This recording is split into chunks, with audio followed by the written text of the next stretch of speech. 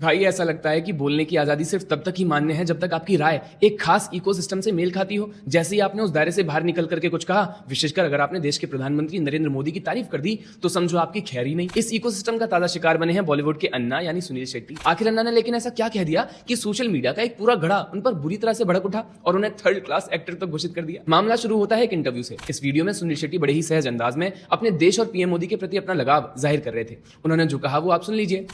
I've always said I'm a huge fan of his. You know, I'm not talking about a party. I'm talking about a leader. If a leader excites me, it excites me. As much as I love my country, I love that man. There is something about him. आप मानोगे नहीं, मेरी पोती 15 महीनों की है. हर रोज सुबह. And somebody had told her, Modi ji. That's it. One photograph somewhere, one of her nannies, airport के वहाँ उन्होंने दिखाया. आज हर रोज सुबह आती है. एक साईं बाबा का बुक है जिसमें मोदी जी की फोटो है, बड़ी फोटो है. वो उसे खोलती है. मोदी जी बोलती है.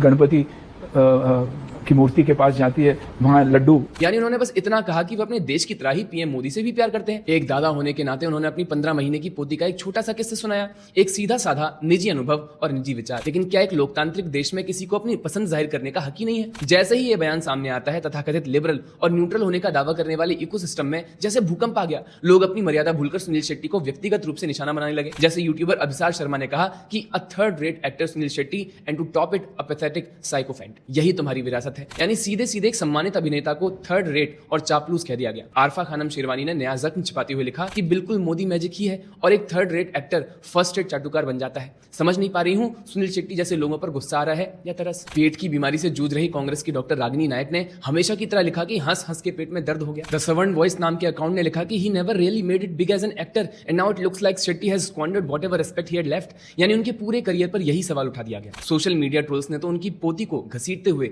एक भद्दा मीम पोस्ट कर दिया जिसमें लिखा था कि 15 साल बाद सुनील शेट्टी की पोती उनका ये इंटरव्यू देखकर उल्टी कर रही होगी। अब यहाँ सोचने वाली बात यह है कि आखिर ये लोग किसी के व्यक्तिगत विचारों के लिए उसे इस तरह से क्यों नीचा दिखाते हैं, और ऐसा हमेशा तब क्यों होता है जब कोई पीएम मोदी की प्रशंसा ही करता है। जो लोग खुद को अभिव्यक्ति की आजादी का मसीहा कहते हैं, वे दरअसल केवल अपने नैरेटिव के प्रति वफादार होते हैं। अगर बॉलीवुड का कोई कलाकार सरकार की आलोचना करे तो उसे निडर और क्रांतिकारी कहा जाता है, लेकिन जैसे ही कोई अपनी मर्जी से प्रधानमंत्री की तारीफ करता है, उसे फ्लॉप, थर्ड रेट और चाटुकार का टैग दे दिया जाता है। एक्चुअली जब ये तर्कों से नहीं जीत पाते तो सीधे सामने वाले की प्रोफेशनल लाइफ और साख पर हमला कर देते हैं। सुनील शेट्टी ने अपने कैरियर में मोहरा, बॉर्डर, धड़कन और हेरा फेरी जैसी कल्ट फिल्में दी हैं। वो एक सफल बिजनेसमैन भी हैं, लेकिन उनके एक राजनीतिक विचार की वजह से उन्हें फेल्ड एक्टर बता दिया गया। सुनील शेट्टी ने किसी को गाली नहीं दी, किसी का अपमान नहीं किया, उन्होंने केवल अपनी पर्सनल फीलिंग शेयर की। लेकिन जिस तरह से इस पूरे इकोसिस्टम ने उन पर निजी हमले किए, उससे ये साफ हो जाता है कि ये नफरत मोदी से है या फिर उस भारतीय से जो उनके एजेंडे में फिट नहीं होता।